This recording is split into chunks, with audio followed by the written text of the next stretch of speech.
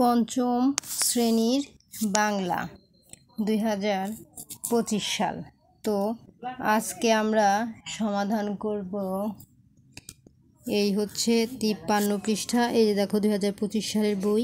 তো সমাধান করব 53 পৃষ্ঠার হচ্ছে 2 নাম্বার, 3 নাম্বার এবং 4 নাম্বার, এবং সমাধান করব এই যে 55 পৃষ্ঠা। কারণ দেখো কি, এই যে 54 পৃষ্ঠাতে কিন্তু কোনো প্রশ্ন নেই।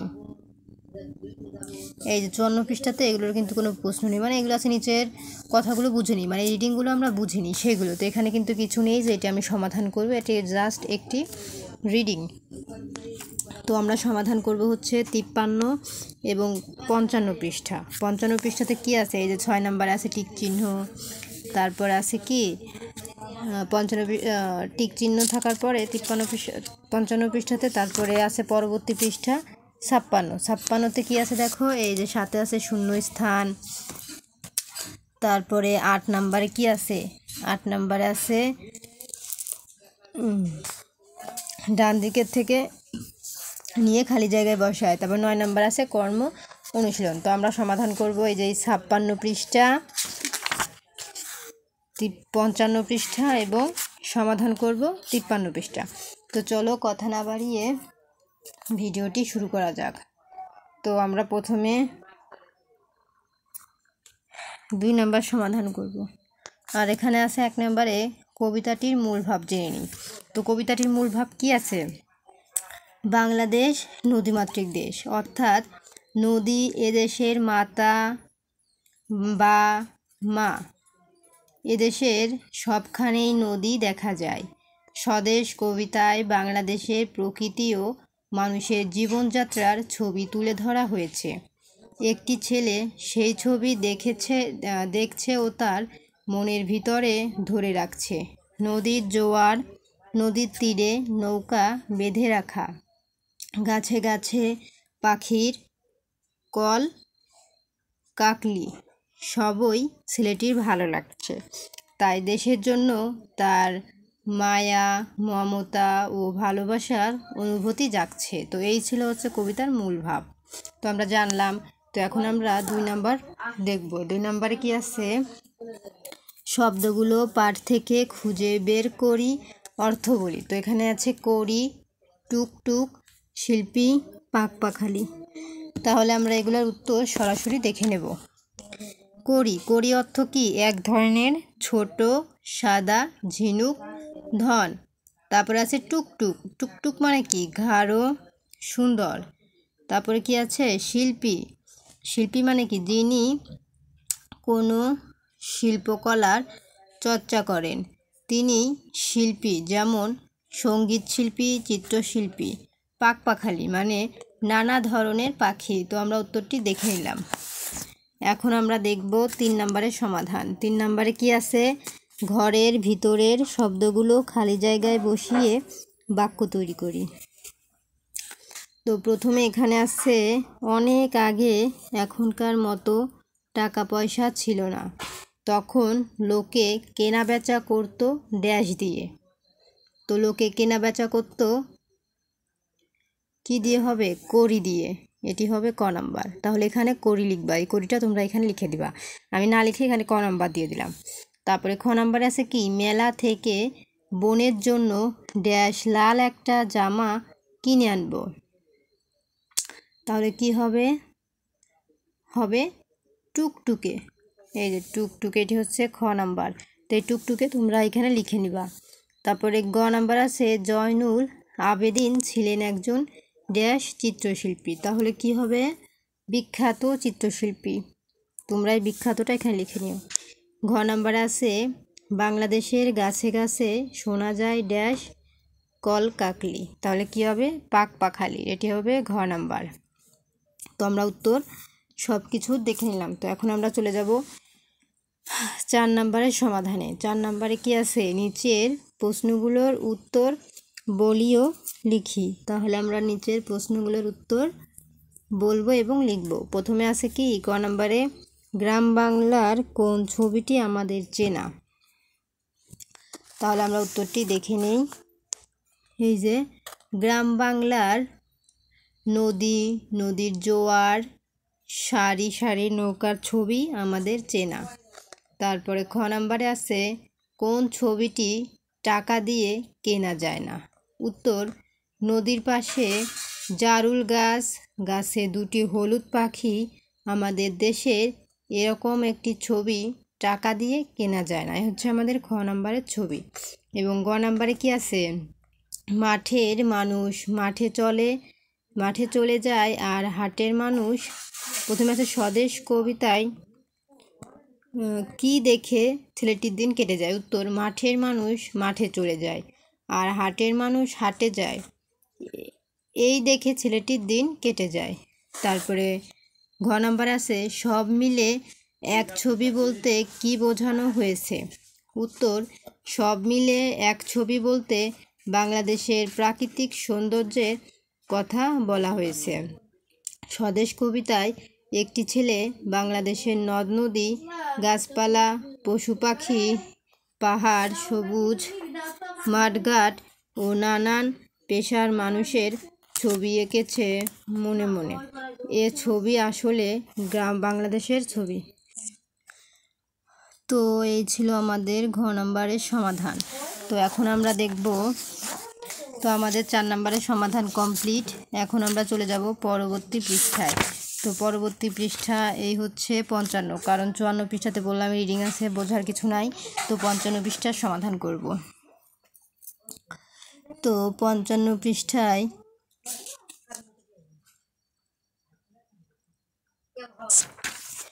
আছে কি 6 নাম্বার আছে ঠিক উত্তরটিতে টিক চিহ্ন দেই। তাহলে আমরা ক নাম্বারের উত্তর দেখব। ক নাম্বারে কি লেখা আছে? নদীর তীরে সারি সারি কি রাখা ছিল? 1 জেলেদের জাল, 2 গাছের গুঁড়ি, 3 খড়ের গাদা, 4 নৌকা। তাহলে সঠিক উত্তরটি কি হবে? সঠিক উত্তরটি হবে 4 নৌকা। তারপরে খ নাম্বারে আছে কি ছেলেটি সারাদিন কিভাবে কাটে? 1 খেলাধুলা করে, 2 মাঠের মানুষ আর হাটের মানুষ দেখে, 3 পড়াশোনা করে, 4 বন্ধুদের সঙ্গে গল্পগুজব করে। সঠিক উত্তর 2 মাঠের মানুষ আর হাটের মানুষ দেখে। তারপরে গ নাম্বারে আছে স্বদেশ কবিতায় ছেলেটি কিভাবে তার ছবি আঁকে? 1 রং তুলি দিয়ে, 2 পেন্সিল দিয়ে, 3 নিজের মনের মধ্যে, 4 মা বাবার সহযোগিতা নিয়ে।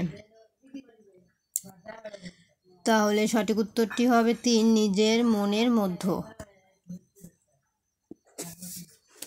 তারপরে ঘ নাম্বার আছে স্বদেশ কবিতায় কবি বাংলাদেশের কোন ছবিটি তুলে ধরেছেন? ক 1 বাংলাদেশের শহরের মানুষের ছবি, 2 নদীর পাড়ের জেলেদের ছবি, 3 বাংলাদেশের পাহাড়ি মানুষের ছবি, 4 বাংলাদেশের প্রকৃতি ও মানুষের জীবনযাত্রার ছবি। তাহলে সঠিক উত্তর হবে বাংলাদেশের প্রকৃতি ও মানুষের ছবি 4। তারপরে ম নাম্বারে আছে এই ছেলেটির মুখ সারা দেশের সব ছেলেদের মুখেতেই টুকটুক কথাটির কি অর্থে ব্যবহৃত হয়েছে? 1 ছেলেটির মুখের রং, 2 ছেলেটির মুখের গড়র, 3 ছেলেটির মুখের প্রতিচ্ছবি, 4 ছেলেটির মুখের কথা। তাহলে সঠিক উত্তর কি হবে? ও নম্বর হবে 3 ছেলেটির মুখের প্রতিচ্ছবি। এ হচ্ছে আমাদের 55 পৃষ্ঠার সমাধান। তো এখন আমরা চলে যাব পরবর্তী পৃষ্ঠায়, দেখি কিছু আছে নাকি। তো পরবর্তী পৃষ্ঠায় 56তে আছে 7 নাম্বার। 7 নাম্বারে কি আছে? শূন্য স্থান পূরণ করি। তো কি হবে? এখানে আছে এই যে ছবি, তো এই যে ছবি কি হবে? এই যে ছবি এমন আঁকা, এমন এ ম দন্তের ন, এমন আঁকা, সরিয়া কয়কারিকা আঁকা, এমন আঁকা ড্যাশ মতো দেশ। কি হবে? দেশের মাটি। এই যে ছবি এমন আঁকা, ছবির মতো দেশ, এখানে হবে ছবির, স বয়রসি রস, ছবির, ছবির মতো দেশ, দেশের মাটি দেশের মানুষ, এখানে হবে দেশের মাটি, দয়াকারে দে তালবসকে সে দেশের মাটি, ময়াকারে মা টয়রসি, দেশের মাটি দেশের মানুষ, বাড়ি বাগান পাক পাখালি, পয়াকার খ পাক পাখালি, পয়াকার খয়াকারে খা লয়রসি, পাখালি পাক পাখালি, সব মিলে এক ছবি, স বয়রসি ছবি, নেই ড্যাশ, নেই তুলি, তয়রসু লয়রসি, নেই তুলি, নেই নেই তুলি নেই রং, রং নেই তুলি নেই রং, তবুও আঁকতে পারি সবই। তাহলে এই ছিল আমাদের 7 নম্বরের উত্তর। তো এখন 8 নম্বরে কি আছে? ডান দিক থেকে কবিতায় ব্যবহৃত ঠিক কথাটি নিয়ে খালি জায়গায় বসায়। ক নাম্বার আছে একলা বসে আপন মনে ড্যাশ, একলা বসে আপন মনে কি হবে? নদীর ধারে, এটি হবে টিক চিহ্ন দেওয়ার কথা বলা হয় নাই, কিন্তু আমি টিক চিহ্ন দিচ্ছি কারণ এখানে লিখতে অনেক টাইম লাগবে, যার কারণে আমি টিক চিহ্ন দিচ্ছি, মানে এটি সঠিক, তোমরা এটি এখানে লিখে নিবে। তারপরে এমনি পাওয়া এই ছবিটি ড্যাশ নয় কেনা, তাহলে সঠিক উত্তরটি কি হবে? করিতে। তাহলে যেটি হবে করিতে, এই যে করিতে, এটি তোমরা এখানে লিখে নিবা। তারপরে এক বাসে তার জারুল গাছে, দুই ড্যাশ, দুটি ড্যাশ ড্যাশ, তাহলে কি হবে? হলুদ পাখি, এই যে হলুদ পাখি, তার মানে কি এটি আর এটি উত্তর হবে, তোমরা এখানে লিখে নিও। তারপর এখানে 8 নাম্বারে আছে, 8 নাম্বার তো হয়ে গেছে, এখন আছে 9 নাম্বার। তো 9 নাম্বারে আছে কর্ম অনুশীলন, মানে নিচের নির্দেশনা অনুযায়ী আমাদের দেশ সম্পর্কে রচনা লিখি। তাহলে আমাদের রচনা কি লিখব?